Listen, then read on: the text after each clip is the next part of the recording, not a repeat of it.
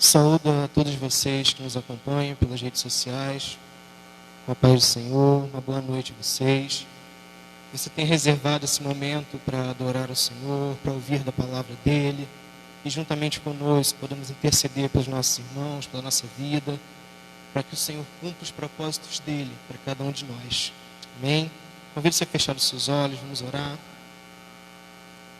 Senhor, te agradecemos imensamente porque a Tua graça soberana se manifestou novamente sobre as nossas vidas.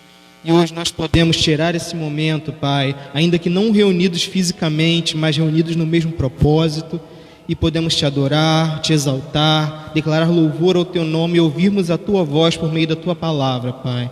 Pedimos que o Senhor venha perdoar os nossos pecados, as nossas falhas, a nossa omissão. Se temos sido negligentes com o Teu reino, Pai, que o Senhor possa, Pai, nos lembrar do chamado que o Senhor nos fez e que possamos nessa noite, Pai, modificarmos a nossa maneira de pensar e de agir, para que então possamos manifestar a Tua graça, Pai, a todas as pessoas que vivem ao nosso redor.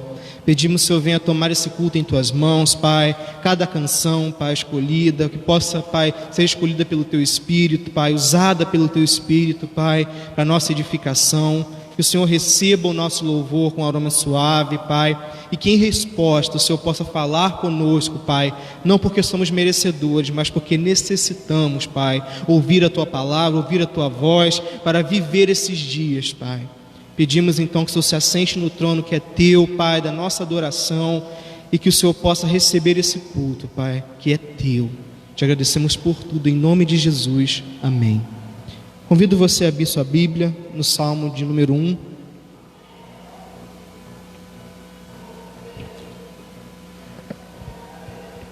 Salmo 1.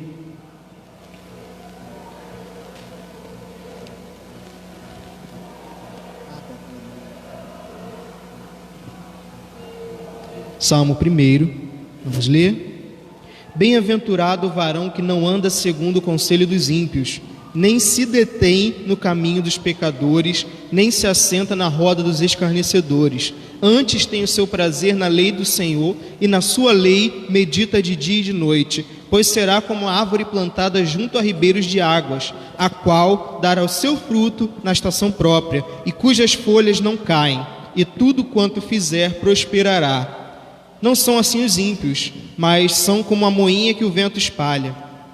Pelo que os ímpios não resistirão no juízo, e nem os pecadores na congregação dos justos, porque o Senhor conhece o caminho dos justos, mas o caminho dos ímpios perecerá. Amém?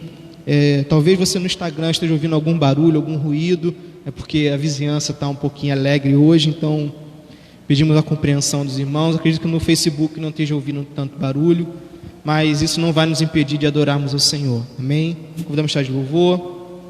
Hoje nós tivemos algumas dificuldades, alguns irmãos trabalhando, mas eu creio que nós possamos adorar ao Senhor de forma que agrade o coração dEle. Amém? Vamos então voltar às raízes e declarar que só podemos viver e vivenciar essas verdades se segurarmos de fato nas mãos do nosso Deus. Amém?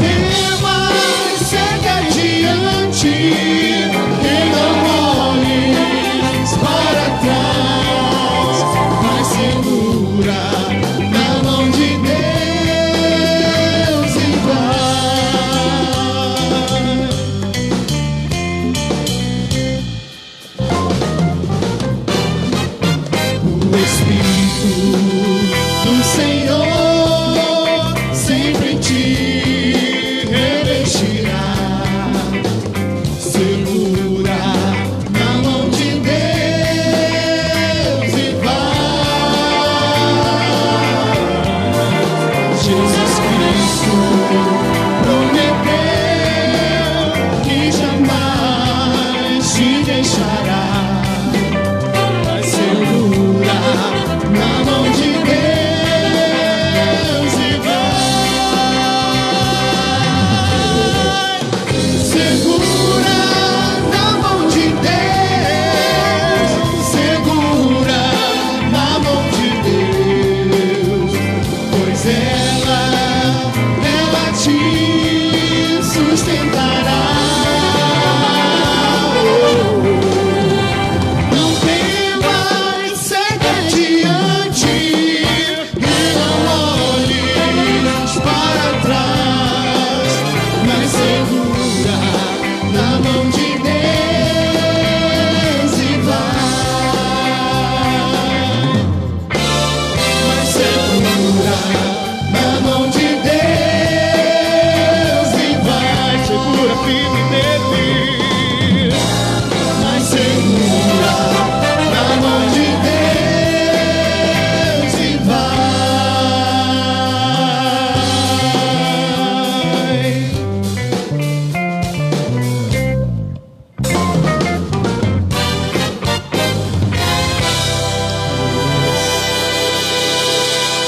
segura nas mãos do Senhor e vai.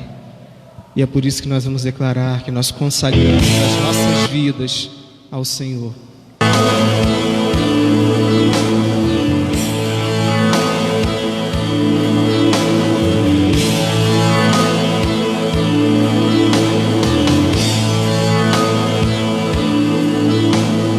Rei dos reis, consagro tudo o que sou, de gratos louvores transborda o meu coração.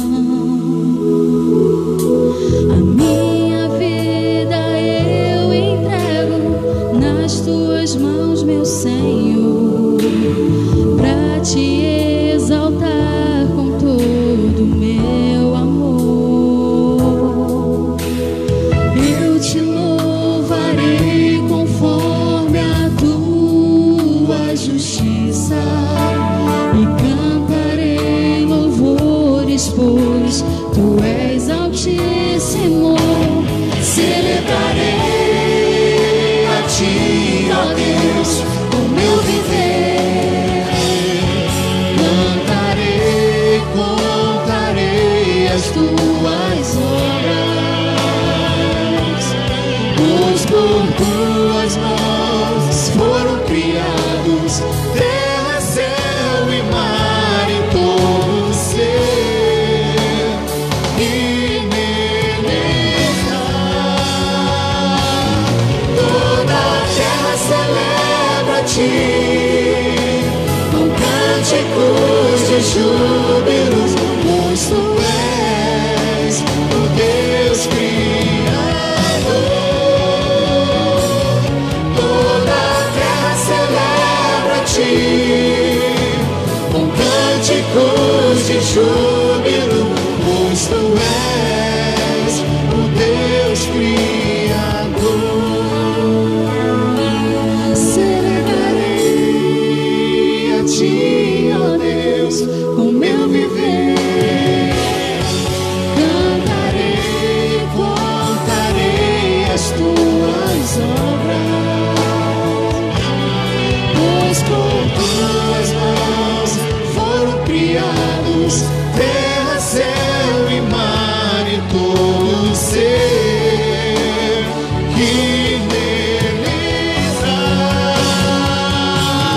Toda a terra celebra a ti, com cânticos de júbilo, pois tu és o Deus Criador. Toda a terra celebra a ti, com cânticos de júbilo, pois tu és o Deus Criador. Pois tu és o Deus Criador. Pois tu és o Deus Criador.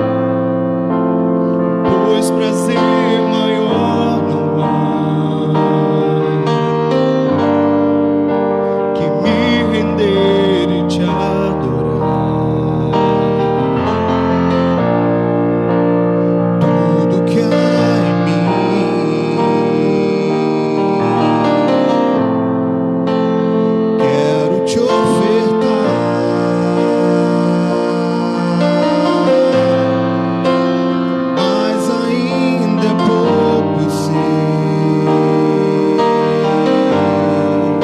se comparado ao que ganhei. Não sou apenas servo, teu amigo me tornei.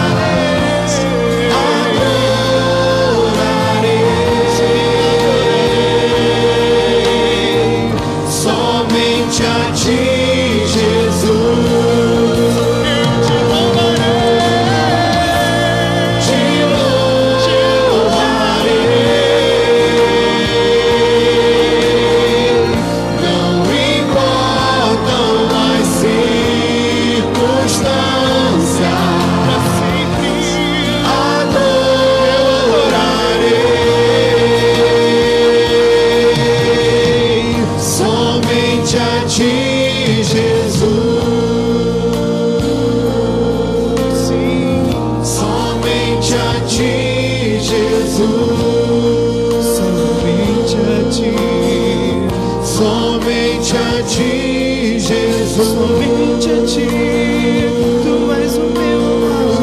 Somente a ti, Jesus.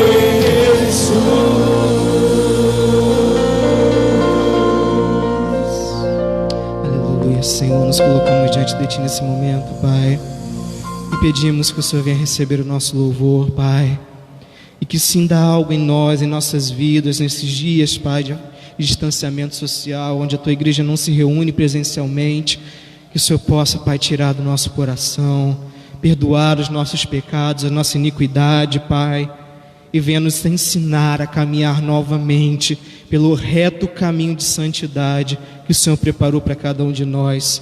Sabemos que ainda não somos perfeitos, Pai, mas pela tua palavra sabemos que esse é o nosso alvo, sermos assim como o Senhor é, porque o Senhor Jesus é o nosso modelo.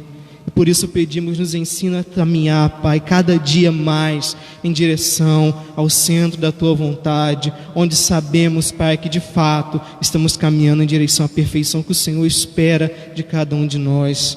Por isso pedimos, Pai, não deixa que a chama que arde em nosso interior por Ti venha se apagar, venha se enfraquecer, mas aviva-nos, Senhor, mesmo em nossos lares, mesmo em nossas casas, mesmo, Senhor, distantes uns dos outros, mas aqueça o nosso coração por meio do Teu Espírito, aqueça o nosso coração por meio da Tua palavra, e que possamos em oração, em ações de graças, Pai, estarmos completamente cheios do Teu Espírito Santo, Pai, para que ainda que distantes, não deixemos de ser parte do Teu reino e sermos diferença, exercitando, Pai, o chamado do Senhor onde quer que estivermos, seja no mercado, seja dentro de casa, seja no trabalho, seja na rua, que o Senhor possa nos usar e assim manifestar a Tua glória e a Tua maravilhosa salvação a todos que estiverem ao nosso redor, Pai.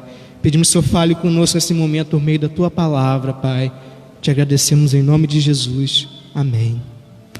Amém, meu irmão. Já abra sua Bíblia. Abra sua Bíblia no livro do profeta Jeremias, capítulo 2.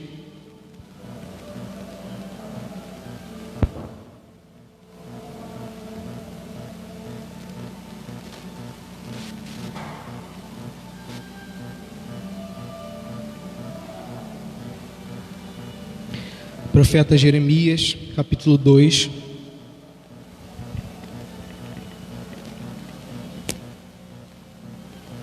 Novamente, relembrando nossos irmãos, se os irmãos ouviram a musiquinha de fundo no Instagram, é a vizinhança da igreja, amém?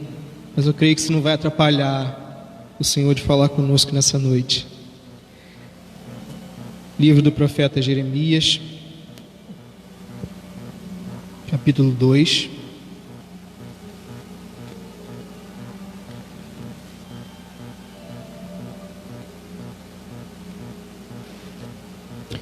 Quando eu estava meditando durante a semana sobre o que o Senhor queria falar conosco, sobre de que forma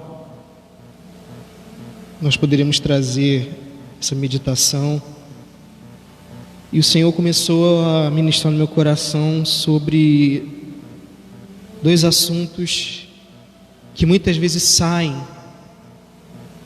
da nossa pauta, saem do nosso discurso. Uma delas é a ingratidão da nossa parte para com o Senhor.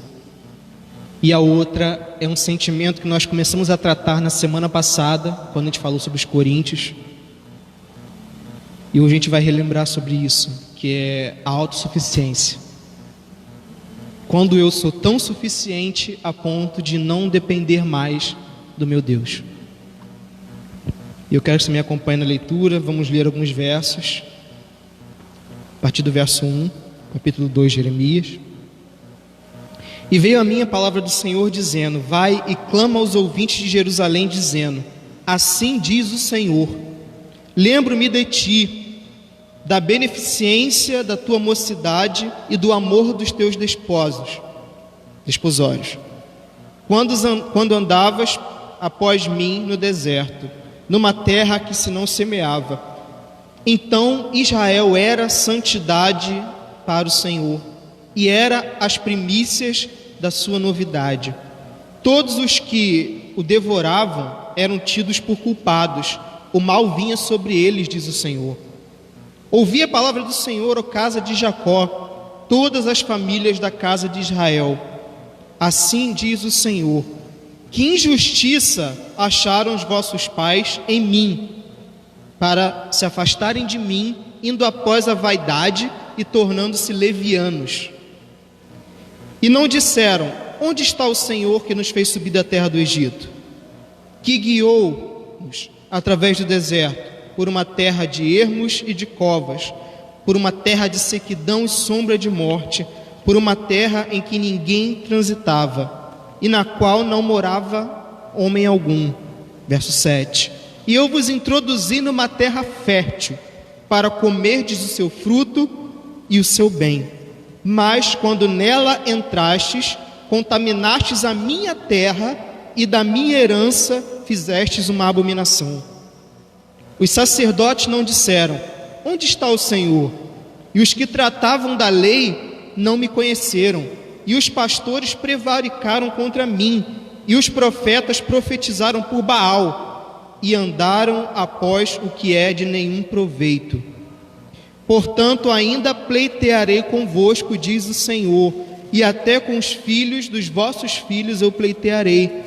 Porquanto passai as ilhas de Quitim, e vede, enviai a Quedar, e atentai bem, e vede, se sucedeu coisa semelhante. Houve alguma nação que trocasse os seus deuses, posto não serem deuses? Todavia o meu povo trocou a sua glória pelo que é de nenhum proveito. Verso 12: espantai-vos disso, ó céus, e horrorizai-vos, ficai verdadeiramente desolados, diz o Senhor, porque o meu povo fez duas maldades. A mim me deixaram o manancial de águas vivas, e cavaram cisternas rotas, furadas, que não retêm águas. Vamos até aqui por enquanto. E trazendo à memória o que a gente falou algum tempo atrás, a trajetória de Israel é algo que nós conhecemos bem. Quando a família de Jacó sai de Israel, da região que hoje a gente conhece como Palestina ou como Canaã, e vão para a terra do Egito morar com José, que era o governador, eles encontraram um ambiente muito propício à prosperidade. Eles evoluíram, começaram a crescer, até que vem um faraó que não conhecia José, não conhecia a história que levou aquele povo até ali, e ele então se aproveita da situação e, por medo daquele povo ser tão numeroso e tomar o controle, ele escraviza os hebreus. E ali eles passam 400 anos debaixo do jugo do faraó, e então eles se lembram do Deus de José, da qual eles haviam parado de clamar por conta da sua prosperidade. E o Senhor então envia Moisés, e Moisés então é usado pelo Senhor para libertar aquele povo, e ele leva aquele povo para o deserto, e no deserto o Senhor começa a refinar aquela nação. Pelo meio do deserto vão se suscitando várias questões, a murmuração, a ingratidão, e o Senhor vai ajeitando aquele povo, vai consertando aquele povo, vai dando a sua lei, faz uma aliança com aquele povo, e ali aquele povo basicamente nasce novamente. E eles conhecem ao Senhor novamente. E daquela geração que nasce do deserto, o Senhor prepara para conquistar a terra. E o Senhor conduz eles com mão forte, destruindo inimigo após inimigo, dando todos os meios para que Israel sobrevivesse, se fortalecesse, mesmo em meio à sequidão do deserto. E quando eles chegam na terra, eles tomam posse daquela terra, passam a habitar aquela terra, fazem novamente o concerto na aliança que fizeram com o Senhor através de Josué. Quem nunca ouviu falar do eu e minha casa serviremos ao Senhor? Mas passa-se algumas gerações e novamente Israel volta à ingratidão. E quando a gente vê isso, vai lá no verso 2: vai e clama aos ouvidos de Jerusalém, dizendo: assim diz o Senhor, lembro-me de ti, da beneficência da tua mocidade. Ou seja, eu lembro dos benefícios que eu trouxe sobre vocês quando eu levei vocês para o deserto. O Senhor deu maná. Eles ficaram satisfeitos com o maná? Não. Sentiram falta da carne. O Senhor então envia as codornizes, e eles estão satisfeitos? Não. Reclamam que não tinha cebolas para comer como havia no Egito. Hoje a gente tem direito até de não gostar de cebola. Aquele povo sentiu falta a ponto de dizer que queriam comer cebolas. E o Senhor então começa a tratar aquele povo, e o povo reclama que não tinha água, o Senhor dá água. Então o Senhor chega com eles à beira da terra prometida.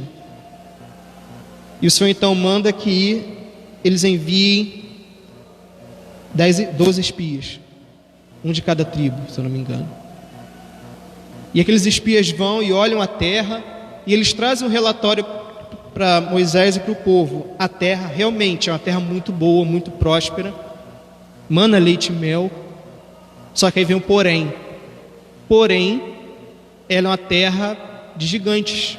E nós somos, aos seus olhos, como pequenos gafanhotos. E ouvindo isso, o povo começou a murmurar. E aí Josué e Caleb se levantam e dizem: não importa o tamanho dos inimigos, essa é a terra que o Senhor nos deu, nós vamos tomar posse dela, então vamos subir. Mas qual foi o relatório que aquele povo resolveu ouvir? Hoje que o Senhor, que havia sustentado eles até então, iria dar aquela terra para eles, ou de que eles agora se viam sem solução diante de inimigos poderosos que eles achavam que não poderiam vencer. E eles começaram a murmurar, dizendo que queriam voltar para o Egito, porque o Senhor os havia tirado do Egito para morrer na mão dos inimigos.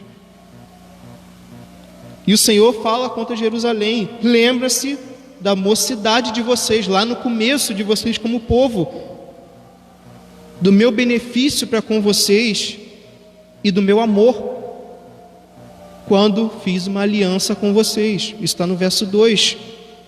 Quando vocês andavam após mim no deserto, numa terra que não se podia semear. Quem conduziu aquele povo por aquele deserto foi o Senhor.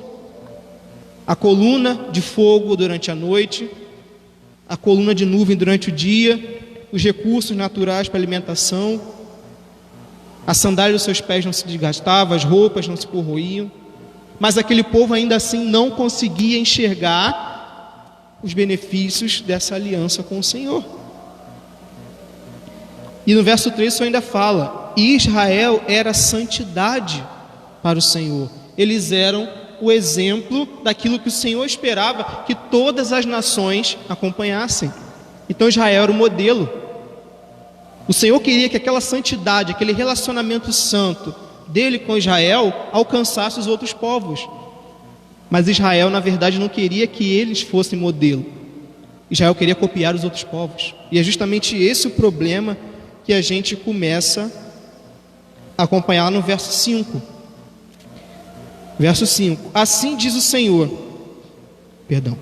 que injustiça acharam os vossos pais em mim, para se afastarem de mim, indo após a vaidade, tornando-se levianos.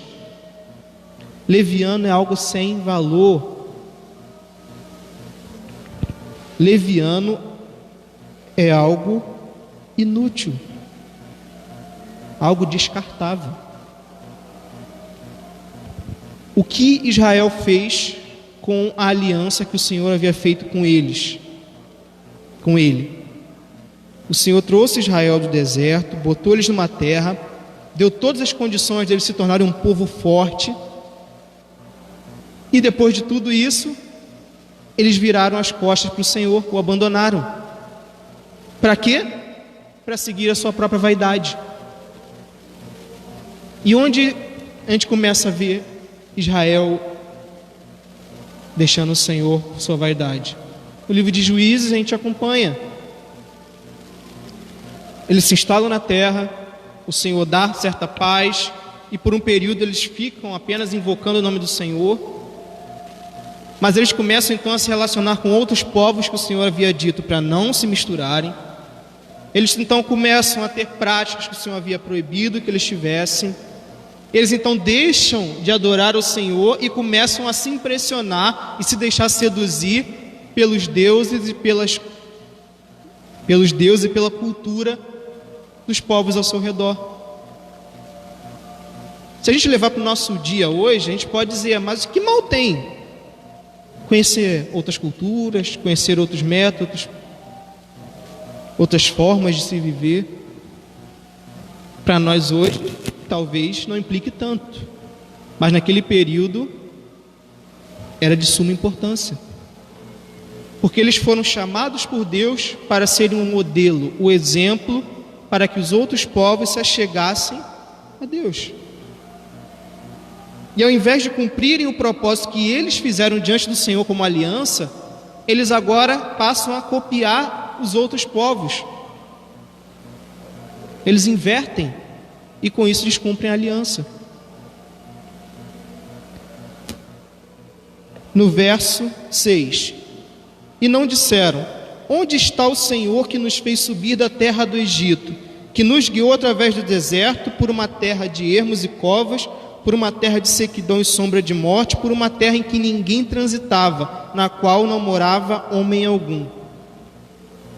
Eles simplesmente se esqueceram plenamente de tudo que o Senhor havia feito para tirá-los da terra do Egito e levá-los até a terra em que agora eles habitavam.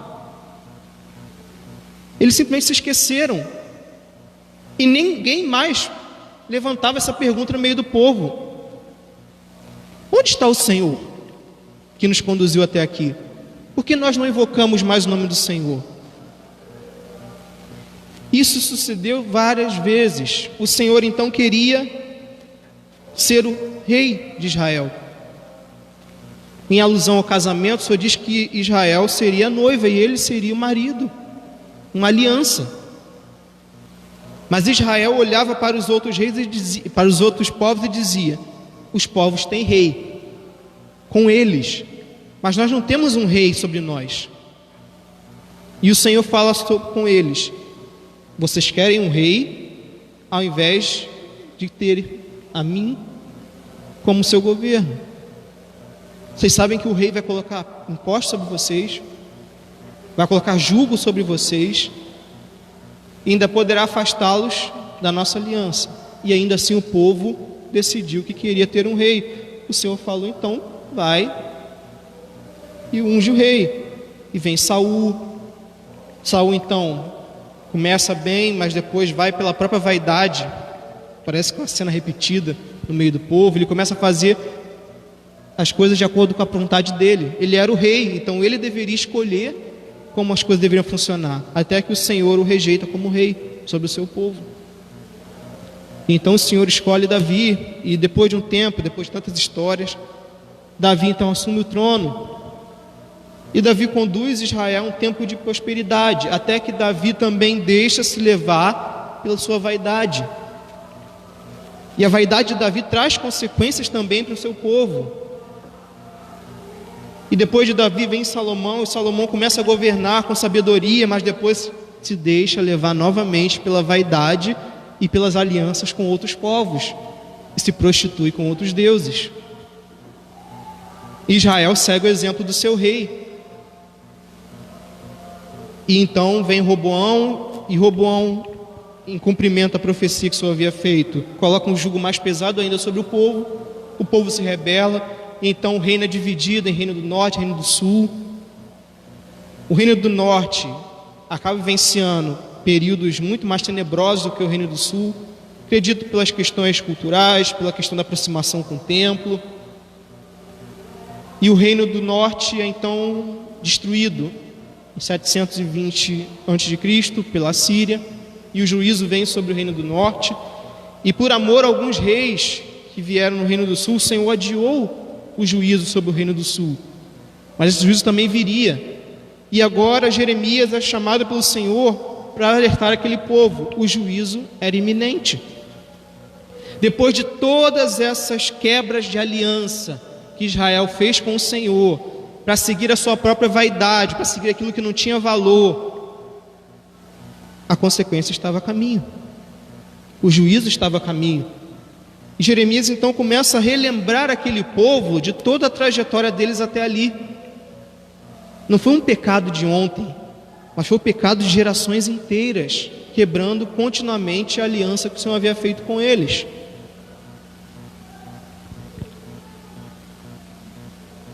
E lá no verso 8 o Senhor levanta uma questão importante. Os sacerdotes não disseram: onde está o Senhor? E os que tratavam da lei não me conheceram, e os pastores prevaricaram contra mim, e os profetas profetizaram por Baal e andaram após o que é de nenhum proveito. O pecado de Israel não estava só sobre o povo, mas sobre os líderes do povo.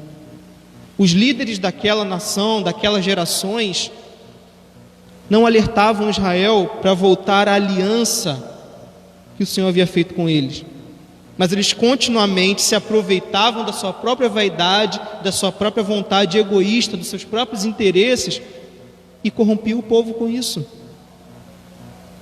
Os sacerdotes que deveriam zelar pelo cumprimento da lei e pela adoração ao Senhor, na verdade, corromperam essa adoração e apenas se aproveitavam dos sacrifícios hipócritas que o povo oferecia.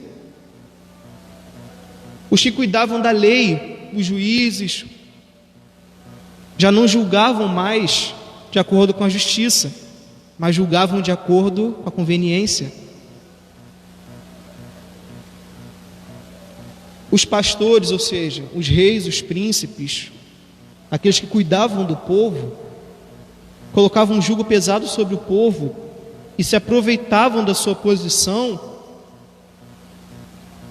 para buscar seus próprios interesses. E os profetas, que deveriam ser, vamos dizer assim, a última linha naquela batalha, seriam aqueles que deveriam relembrar o povo continuamente da sua aliança com o Senhor, agora estavam profetizando em nome de outros deuses e fazendo o povo viver uma vida leviana, que não servia para absolutamente nada e só traria sobre eles juízo.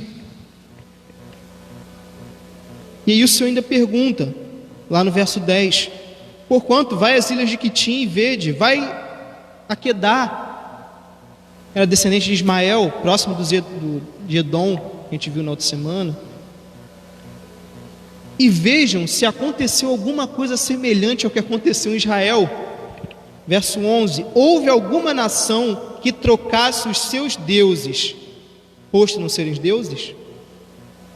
O Senhor pergunta para o seu povo através de Jeremias: vocês viram algum povo ao redor que vocês tentaram copiar, se eles trocaram os seus deuses, ainda que eles não sejam deuses, por algum outro? Não. Mas Israel, lá no verso 11: todavia o meu povo trocou a sua glória pelo que é de nenhum proveito. Ele pergunta ao povo: vocês viram as nações vizinhas fazendo isso? Não. Não era comum um povo abandonar os seus deuses, os deuses de seus pais, para seguirem deuses de outra cultura. Mas Israel, que vivia com o próprio Deus, o abandonou para ir atrás dos deuses de outros povos, que não levariam eles a lugar nenhum. E aí o Senhor lança uma sentença, verso 12: espantai-vos disso, ó céus, e ficai-vos horrorizados, ficai verdadeiramente desolados, diz o Senhor. Ele chama os céus como testemunha. Verso 13: porque o meu povo fez duas maldades, a mim me deixaram um manancial de águas vivas e cavaram cisternas rotas, que não retêm águas. Primeiro, o pecado de Israel se divide em duas partes. Primeiro, eles abandonaram o Senhor, a verdadeira fonte. Diante de todos os benefícios, de todas as mostras de amor, de fidelidade que o Senhor havia dado a Israel, Israel ainda assim virou as costas para o Senhor em busca da sua própria vaidade. Eles trocaram a fonte de águas vivas, deixando ela. E segundo, criaram cisternas furadas. O que é uma cisterna furada? Era como se fosse uma caixa d'água, num lugar onde não havia como cavar poços. Só que essas cisternas eram feitas no chão, e a terra seca acabava absorvendo aquela água. Então aquela cisterna nunca ficava cheia, porque a água sempre ia minando pelo fundo da cisterna, ou seja, vazava. E o Senhor usa isso como uma alegoria do seu relacionamento com Israel. Israel deixou a fonte de água viva, a fonte nunca cessa. E eles construíram cisternas furadas, ou seja, cisternas que nunca vão ficar cheias.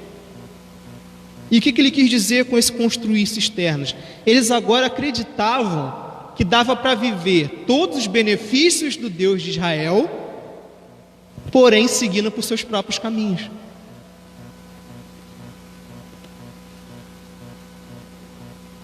Eles queriam manter a religiosidade aparente, ou seja, o culto no templo continuava. As ofertas, os holocaustos continuavam. A gente lembra Isaías falando, as festas da lua nova, as festas da colheita.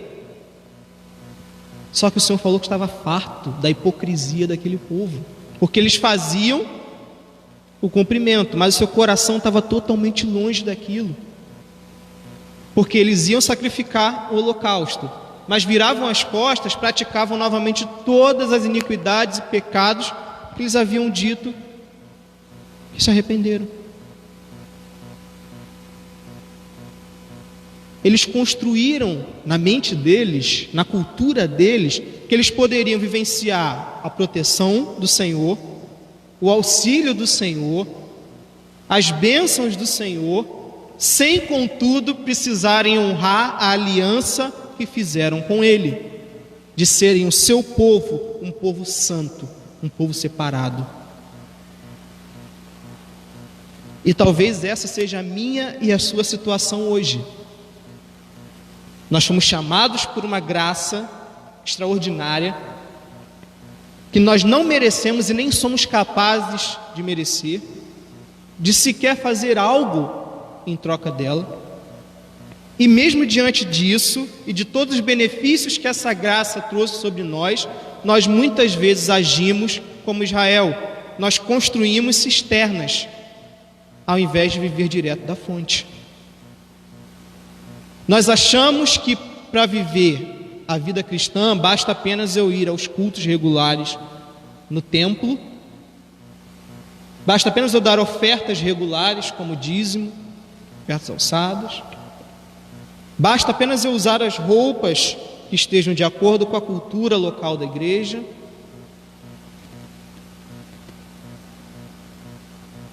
E pronto. O que eu faço fora desse ambiente angelical já não é problema de Deus e de mais ninguém, é problema meu. Então, se eu quiser envergonhar o nome do Senhor com as minhas atitudes no meu trabalho, o problema é do Senhor. Eu sou salvo e eu posso, eu sou livre. Se eu quiser envergonhar a aliança que eu fiz com o Senhor na minha família, eu posso. Ninguém tem nada a ver com isso. Se eu quiser quebrar a aliança do Senhor comigo, na minha igreja, fingindo ser uma coisa que eu não sou, quem pode me julgar? Será que eu e você não temos agido assim? A semelhança de Israel? A diferença é que Israel não se arrependeu, mesmo diante do anúncio de juízo constante, e entendo um juízo como consequência direta da escolha errada que eu faço, sendo que o meu Deus me alertou daquele caminho. Então não é diferente para nós vivemos na graça ou eles vivendo na lei, a consequência do pecado é a mesma. Eu posso não ser condenado eternamente, porque Cristo pagou por isso, mas eu vou receber as consequências das minhas escolhas erradas, do meu pecado. Cristo não nos salvou da consequência imediata, Ele nos salvou da condenação eterna. Israel não deu ouvidos. Antes, matavam os profetas que anunciavam o juízo, lançavam eles nas prisões, como no caso de Jeremias, e buscavam profetas que profetizassem aquilo que eles queriam ouvir. É diferente do alerta que Paulo faz para cada um de nós, quando diz que nos últimos dias muitos procurarão mestres que preguem aquilo que eles gostam, porque ao ouvir a sã doutrina, seus ouvidos começariam a ter comichão. Não é diferente. A vaidade e o egoísmo humano continuam o mesmo. A única forma de quebrar isso é vivendo inteiramente por meio da graça de Deus. Mas ainda vivendo debaixo da graça, estamos sujeitos a repetir os mesmos erros se nós não atentarmos para a palavra de Deus. Então, como é que eu posso mudar a minha postura e não acabar como Israel? No caso, tratando então da tribo do sul, do reino de Judá, que é para a qual Jeremias está profetizando, Jeremias viu o cumprimento das suas profecias. Ele viu Nabucodonosor invadir Jerusalém, invadir Judá, numa primeira oportunidade, e aquele povo ainda assim não acreditou que viria juízo.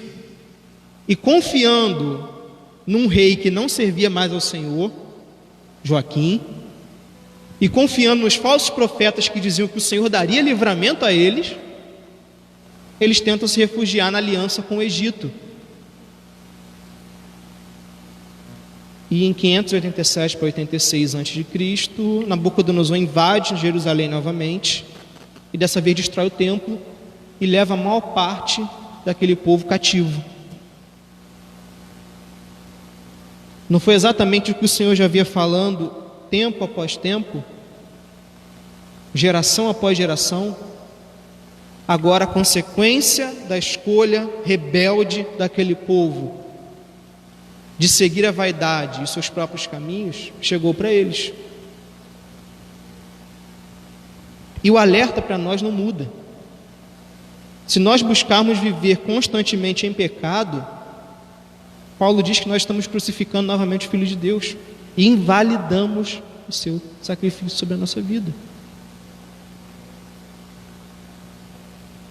E a primeira mudança de postura que nós precisamos ter é de que nós não somos privilegiados, no sentido de que somos queridinhos do Senhor, e por isso a gente pode viver a vida que a gente quiser e Deus vai perdoar, a gente está salvo mesmo. Não, isso não existe. Primeiro que alguém salvo de fato vai manifestar os frutos do Espírito, e um desses frutos é a fidelidade ao Senhor. Tal pessoa não sente prazer no pecado que comete e constantemente busca se aperfeiçoar até estar à estatura de varão perfeito que é de Cristo. Então, se você acha que dá para viver uma vida de qualquer maneira e ainda assim servir ao Senhor como uma pessoa salva e santa, seu pensamento está muito equivocado, meu irmão. Não dá.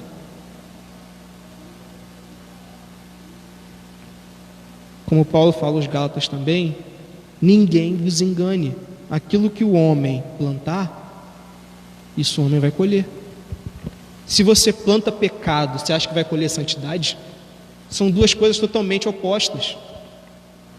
Quem planta pecado colhe morte. Quem planta santidade ou santificação colhe vida no Espírito. E existem pelo menos 3 atitudes ou posturas que nós precisamos mudar no nosso dia a dia, e não apenas no momento de culto religioso ou de celebração pública, que vai nos levar a essa vida que honre a nova aliança feita no sangue do Cordeiro. A aliança é essa que nos alcançou e que nós chamamos de graça. A primeira delas é entendermos que sem Cristo nós não podemos fazer nada. Abre sua Bíblia em João, capítulo 15.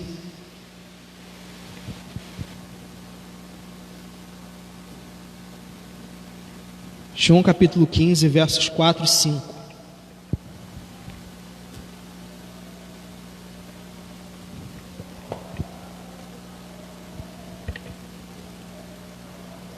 João 15, 4 e 5. Está em mim e eu em vós. Como a vara de si mesmo não pode dar fruto se não estiver na videira, assim também vós, se não estiverdes em mim. Eu sou a videira verdadeira, vós sois as varas. Quem está em mim e eu nele, este dá muito fruto, porque sem mim nada podeis fazer.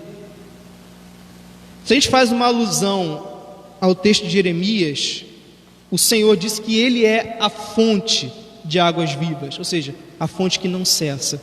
Da mesma forma, Jesus se considera, e Ele é de fato, a videira verdadeira. Ele diz que as varas, ou seja, os ramos, só podem dar frutos se estiverem ligados à videira, à árvore principal. Da mesma forma, eu só posso ter água constante se eu estiver diante da fonte. E o Senhor deixa bem claro, nós como varas, como ramos dessa árvore verdadeira, só podemos dar frutos, ou seja, só podemos fazer algo relevante se estivermos ligados a Ele. Porque se nós não estivermos ligados de fato no Senhor, nós não podemos fazer nada. Não adianta eu me vestir muito bem para cultuar, não adianta eu dar muita oferta, não adianta eu ajudar os pobres, não adianta eu buscar ser a pessoa mais religiosa e altruísta do mundo, se o meu propósito não for unicamente agradar ao Senhor e viver aquilo que Ele preparou para mim. Se em alguma dessas áreas houver um pouquinho só de vaidade ou de interesse próprio, já não é pelo Senhor que eu faço, é por mim mesmo. E nisso eu manifesto a minha ingratidão. A segunda postura que eu preciso mudar, a gente vai ver lá em 1 Coríntios 10, 31.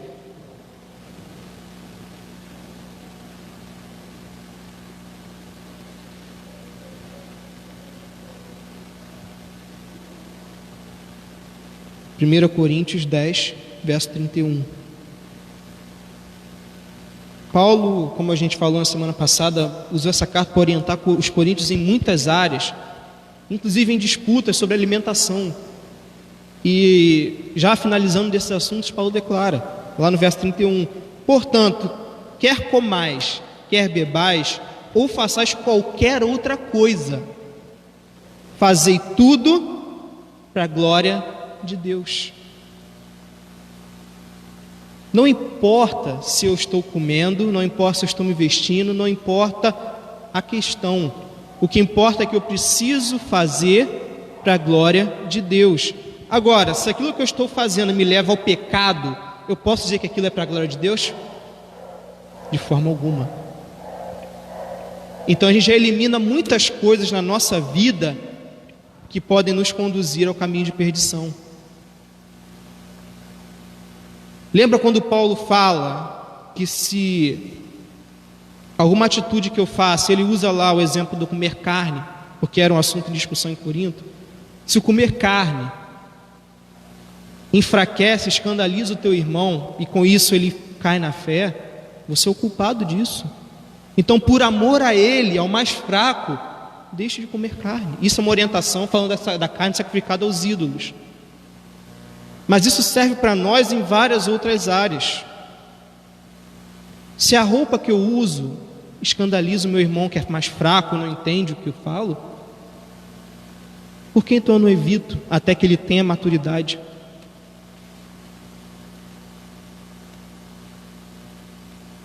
Se eu, enquanto pessoa mais madura, enquanto pessoa que já entende um pouco mais da vontade de Deus, não tiver misericórdia daqueles que são mais fracos, eu estou vivendo o evangelho por interesse próprio. Porque uma coisa que está faltando no meu evangeliquez é amor. Lembrando que o amor não busca os seus próprios interesses. E se eu bato o pé em alguma coisa dentro do corpo de Cristo, porque é o que eu acho que tem que ser feito, independente disso afetar ou não outras pessoas, eu não estou agindo por amor a Cristo e por amor aos meus irmãos, eu estou agindo por interesse próprio. E nisso já não glorifico mais ao Senhor. Estou pecando. Então reveja se a sua conduta hoje, não apenas na igreja, mas na sua casa, no seu trabalho, na sua faculdade, se as atitudes que você tem nesses ambientes, de fato, glorificam o Deus que te salvou, ou se elas simplesmente envergonham a aliança que você fez com Ele. Porque se analisando por meio das Escrituras, com o auxílio do Espírito Santo, você ainda achar que você está certo nessas atitudes, as notícias não são boas, meu irmão. Você está seguindo o caminho de Israel. Você está sendo vaidoso. E da mesma forma que os coríntios acharam que eles já eram suficientes a ponto de não precisar da sabedoria do céu, mas da sabedoria deles mesmos, eu e você podemos cair plenamente no laço do diabo. Ele entrou na história. Nossa, faz tempo que eu não falo dele. A gente só fala dele quando é necessário. E ele só tem poder para agir na nossa vida se nós dermos as brechas que ele precisa. E uma delas é o pecado.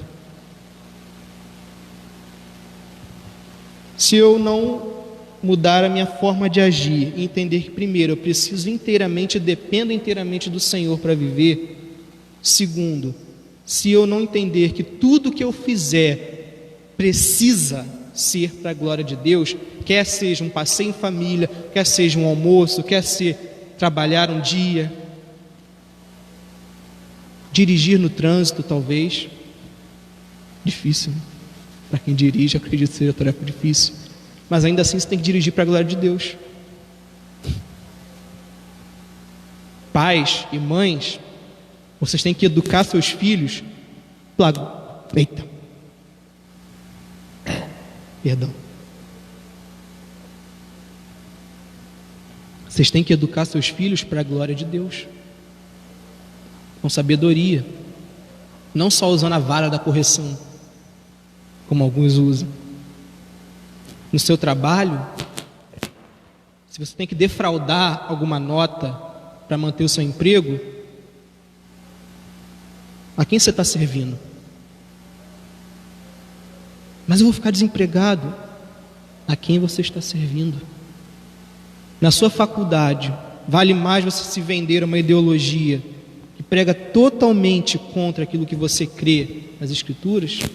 Ou vale a pena você permanecer firme e convicto às suas raízes, ao invés de se vender a um conhecimento humano? São coisas que a gente tem que levar em consideração, meu irmão, porque a vida cristã se resume a vir a um culto, levantar as mãos e glorificar a Deus. Essa é a parte muito fácil do Evangelho. A parte difícil é viver esse Evangelho no dia a dia. E por último, precisamos entender que a nossa vida precisa ser pautada em dar sempre graças a Deus por todas as coisas. Sabe quando Paulo fala, posso todas as coisas naquele que me fortalece? Ele não está falando de todas as coisas, inclusive pecar. Ele está falando que ele sabia passar necessidade, porque havia sido experimentado nisso, como também sabia estar em abundância. Ele sabia passar por momentos difíceis e sabia passar por momentos de abundância, de tranquilidade, porque ele podia todas essas coisas no Senhor que o fortalecia. E por conta dessa visão de vida, ele então podia dar graças a Deus em todas as situações, como a gente lê lá em Efésios capítulo 5, do verso 18 ao verso 21. Se você puder abrir comigo, já estamos encerrando.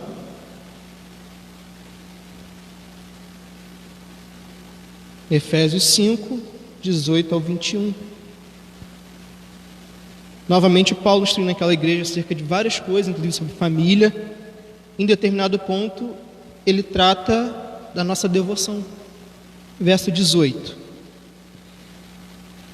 e não vos embriaguei com vinho em que há contenda. Não é apenas o vinho comum, mas é o vinho da contenda. Lembra o problema dos coríntios? As brigas que havia no meio daquela igreja era por conta dos interesses egoístas deles. O cristão não pode viver em brigas por conta do seu próprio egoísmo. Mas ao invés de se embriagar das fofoquinhas, ao invés de se embriagar das contendas, das facções dentro do corpo de Cristo, nós devemos nos encher do Espírito. Isso está lá no verso 18. E 19: falando entre vós com salmos e hinos e cânticos espirituais, cantando e salmodiando ao Senhor no vosso coração. Uma vida cristã é uma vida de louvor a Deus. Estou num momento difícil, da minha boca só sai uma água, de uma fonte, e essa fonte é o Senhor. Verso 20: dando sempre graças por tudo a nosso Deus e Pai, em nome do nosso Senhor Jesus Cristo, sujeitando-vos uns aos outros no temor do Senhor. A minha vida precisa ser uma vida que sempre renda graças ao Senhor. Estou empregado? Graças a Deus. Estou desempregado? Graças a Deus. Minha saúde está perfeita? Graças a Deus. Estou meio sequelado na minha enfermidade, peguei Covid, graças a Deus. Que? Mas eu vou dar graças a Deus pela doença? Sim. Você está vivo, não morto. E enquanto você tem vida, louve. Todas as situações que nós enfrentamos são usadas pelo Senhor para aperfeiçoar a nossa fé, inclusive as consequências do nosso pecado. Então dê graças a Deus pelas situações ruins também. É fácil a gente aprender a viver assim? Não. Mas eu acho que muito mais difícil do que a nossa vida hoje foi todo o processo que o Senhor passou para chegar até aquela cruz e pagar um preço que é meu e seu. E ainda ouvir todas as nossas reclamações hoje por coisas tão pequenas e tão bobas. Viva dando graças a Deus por todas as coisas, menos pelo seu pecado, porque do seu pecado o Senhor espera arrependimento sincero e não autossuficiência. Entenda uma coisa, meu irmão, para te encerrar: você não é independente do Senhor. Você não é autossuficiente. A graça que te alcançou não foi você que mereceu, porque você é muito santo, muito religioso, muito bom. Não. E também não pode ser comprada pelas suas ofertas, pelas suas campanhas, pelo seu zelo pela religião. A graça que te alcançou foi inteiramente paga pelo Deus a quem você ofendeu com seu pecado. Então você não depende de você, nem para viver uma vida plena, nem para ser salvo. Você depende inteiramente do Senhor. Então não repita o erro de Israel, e nessa noite traga à sua memória aquilo que pode te dar esperança. Primeiro, sem Cristo nós não podemos fazer nada. Dependa inteiramente do Senhor. Vai trabalhar? Dependa do Senhor. Vai fazer algo na sua família? Dependa do Senhor. Mas entenda que a vontade dele é soberana, é perfeita e agradável. Ou você obedece ou não obedece. Não tem meio caminho, não tem como fazer uma cisterna hoje em dia furada. Segundo, se você está vivendo na dependência do Senhor, faça tudo então com excelência para a glória do Senhor, dando graças por todas as situações que você enfrentar. E então você terá um caminho seguro diante das Escrituras para viver uma vida plena no Senhor. Amém? Espero que o Senhor tenha falado com você como Ele tem falado comigo, e que juntos, como igreja do Senhor, nós possamos mudar algumas manias que nós sempre carregamos no nosso histórico, agindo como meninos na fé, e possamos amadurecer e viver esse cristianismo de forma verdadeira, de forma relevante no nosso dia a dia. Amém? Quero orar com você. Se você tem alguém que você precisa colocar diante do Senhor nessa hora, ao invés de falar mal dessa pessoa nas suas rodas de conversa, coloque ela diante do Senhor agora, mas faça por ela a mesma oração que você faz por você. Senhor, te agradecemos imensamente, Pai, porque o Senhor mais uma vez nos concedeu ouvirmos a Tua voz, ouvirmos a Tua palavra, e por isso nós pedimos nessa noite, Pai, perdão, se nós não temos vivido aquilo que o Senhor tem nos ensinado, Pai, e se a semelhança de Israel temos vivido de forma ingrata, de forma autossuficiente, de forma arrogante diante do Senhor, Pai. Nos perdoa, Senhor, se temos achado que a nossa religiosidade, o nosso conhecimento, o nosso tempo de igreja tem nos feito melhores do que os outros, Pai. Nos perdoa, Senhor, se essa pandemia tem nos feito, por conta do distanciamento, Pai, vivermos de forma hipócrita, negligenciando, Pai, uma vida verdadeira cheia do Teu Espírito. Mas pedimos humildemente como Tua igreja, Pai, nos aviva novamente por meio da Tua palavra, por meio do Teu Espírito Santo. Nos faz enxergar, Senhor, onde temos caído e nos ajuda a caminhar novamente pelo caminho perfeito que o Senhor traçou para cada um de nós, Pai. E nos ajuda a amadurecer como Tua igreja nesse lugar, espalhado por todo esse lugar, Pai, por toda essa terra. Nos ajuda, Senhor, a compreender o chamado tão grande e por essa graça tão maravilhosa e extraordinária, da qual não somos merecedores. Nos ajuda a vivê-la de forma plena, Pai, para que as pessoas possam olhar para a nossa vida e enxergar a glória do Senhor. Nos abençoa, Pai, e nesses dias de dificuldade, que o Senhor possa trabalhar em cada um de nós,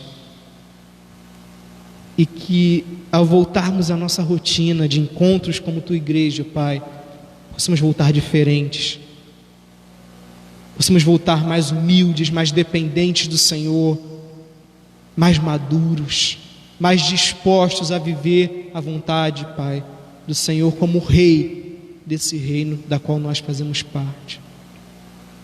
Te agradecemos por mais uma oportunidade, Pai, em nome de Jesus, amém. Amém, meu amado, estamos chegando ao final de mais um culto.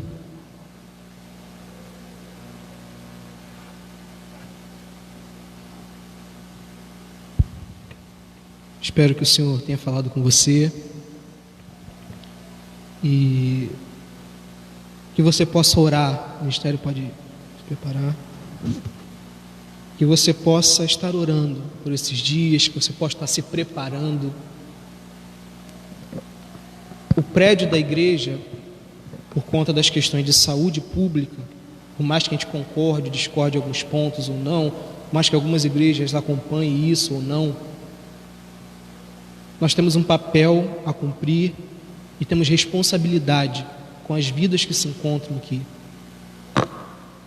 Então, talvez para alguns de vocês a gente possa parecer uma elite que tem o privilégio de vir ao templo adorar. E infelizmente eu tenho que dizer que isso é uma atitude infantil. E me perdoe se você vê dessa forma. Porque na verdade você deveria enxergar que é necessário aproveitar esse momento para ver se a igreja da qual você faz parte como membro do corpo de Cristo está tendo responsabilidade com as vidas, não apenas as que vêm constantemente aos estudos e aos cultos, mas também com aquelas que nos rodeiam e têm a nossa vida como testemunho de prudência e de simplicidade. Então ore, meu irmão, porque nós escolhemos estar aqui para abençoar a sua vida, para que você não se exponha ao risco de uma doença que pode pegar qualquer um. Não existe biblicamente nenhuma indicação de que a gente pode tentar ao Senhor se expondo a riscos desnecessários em nome de uma religiosidade que pode não trazer frutos. Ore para que o Senhor possa te edificar, possa te avivar no secreto com Ele. Porque talvez você tenha muito apego ao Senhor quando você vem ao prédio da igreja, onde você pode externar a sua religiosidade. Mas muitas vezes você pode estar negligenciando o entrar no seu quarto, fechar a sua porta e ficar a sós com Ele. Aproveita esses dias e mergulha em conhecer mais do Senhor. Mergulha na oração, mergulha na leitura da palavra. Aproveita esse momento não para criticar as outras pessoas, mas para amadurecer a tua fé. Porque a única coisa que nós podemos guardar nesses dias é a nossa fé. Então ore, meu irmão, não só pela nossa vida, mas pela sua vida, pela igreja do Senhor, para que esses dias sejam um dia de despertamento, para que a gente deixe essas manias de criança e passe a agir como igreja séria, que vive um evangelho além do prédio da igreja, um evangelho do dia a dia, onde nós fomos chamados para pregar a Cristo às pessoas e não viver de cultos. Seja alimentado pelo Senhor nessa noite. Vamos encerrar então. Eu pedir à irmã Michele que ore pelo encerramento. Vamos então entoar um hino e que o Senhor possa despedir-nos na paz e na graça dEle. Amém. Senhor, nós somos gratos a Ti pela Tua palavra, Senhor, pelo Teu cuidado, pelo Teu amor, Pai. Te agradeço, Pai, pela vida do Roberto, Pai. Te agradeço, Pai, por ter usado a vida do Teu filho para falar conosco, Senhor. Continua a abençoar, Pai, a vida dele, Pai, seus planos, seus projetos, ó Pai, seu ministério, ó Pai, em nome de Jesus. Eu te entrego, ó Pai, essa igreja, ó Pai, a cada visitante, Pai, que vinha aqui, Senhor, a cada pessoa que faz parte da membresia. Senhor, nós estamos com saudade dos nossos irmãos, ó Pai, mas sabemos, ó Pai, que o tempo, Pai, é de cuidado, e eu sei que o Senhor tem guardado o nosso coração, Pai. Abençoe, Pai, o pastor dessa igreja, Pai, os pastores, a liderança dessa casa, a cada um, Pai, que o Senhor venha fortalecer o nosso coração, Senhor. Abençoe, Pai, a nossa semana, Senhor, que o Senhor esteja conosco, ó Pai. Perdoa as nossas falhas, ó Pai, e tira do nosso coração, Senhor, tudo aquilo, Pai, que nos afasta do Senhor, tudo aquilo que nos impede, Pai, de Te adorar, Pai, de Te bendizer, Senhor. Nós somos gratos a Ti por tudo, Pai, e fazemos essa oração em nome de Jesus, Senhor. Amém.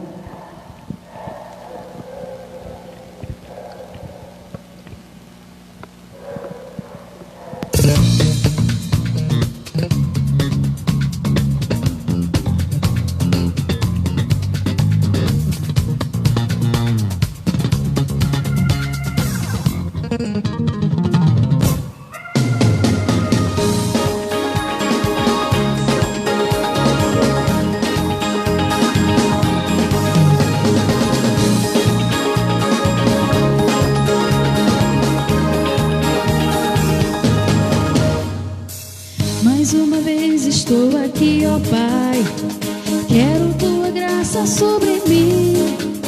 São tantos os meus planos e tão grandes as barreiras pra me impedir, mas tenho Teu socorro. Há momentos que me fazem meditar nos Teus pensamentos sobre mim. Eu sei que vale a pena trilhar o Teu caminho e quero prosseguir. A tristeza é como o mar tentando afogar meus sonhos, sonhos que nascerão no Teu coração pra mim, Senhor. Mesmo quando estou cansado, na batalha pela fé, a Tua sombra é o meu esconderijo, ó Deus. E quando penso em desistir, o meu Senhor me diz assim: se Tu me amas, então guarda Tua fé, guarda até o fim. Mesmo quando estou cansado, na batalha pela fé, a Tua sombra é o meu esconderijo, ó Deus. E quando penso em desistir, o meu Senhor me diz assim: se Tu me amas, então guarda Tua fé, guarda até o fim, filho meu. Guarda Tua fé, meu irmão.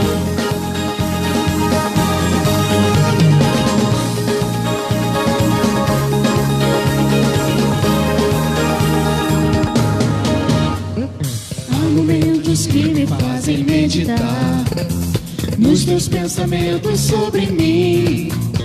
Eu sei que vale a pena trilhar o Teu caminho e quero prosseguir.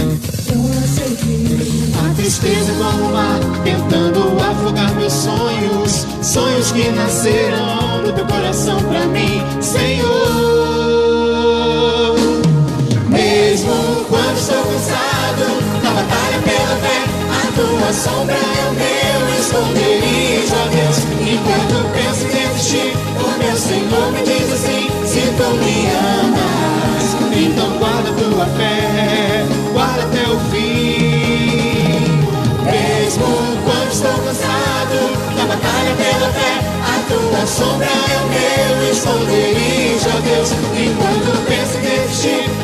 Senhor me diz assim: se tu me amas, Então guarda tua fé, guarda até o fim, ó filho meu.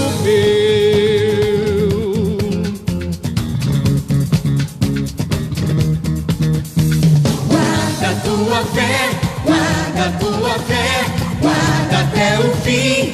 Oh, oh, oh. Guarda tua fé, guarda tua fé, guarda até o fim.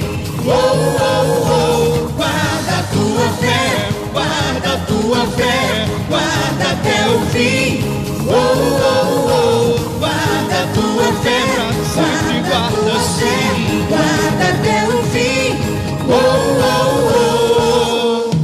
Mesmo quando estou cansado na batalha pela fé, a tua sombra é o meu esconderijo, ó Deus. E quando penso em desistir, o meu Senhor me diz assim: se tu me amas, Então guarda tua fé, guarda até o fim.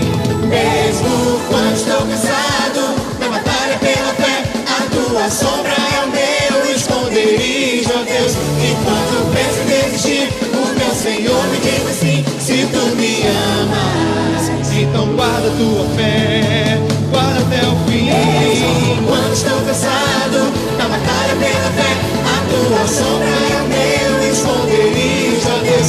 E quando penso em desistir, o meu Senhor me diz assim: se tu me amas, Então guarda tua fé, guarda até o fim, ó filho meu. Amém. Guarda a tua fé, meu irmão. Não deixa que nada roube a tua fé do teu coração, a tua comunhão com o Senhor. Que você tenha uma semana abençoada na paz de Cristo. Acompanhe nossas redes sociais da igreja. Que os nossos próximos cultos continuarão por aqui, por enquanto. Mas fique em oração para que o Senhor possa nos preparar, então, para quem sabe voltarmos à nossa rotina. Orem pelo seu pastor, pela sua igreja. E fiquem com Deus. Amém.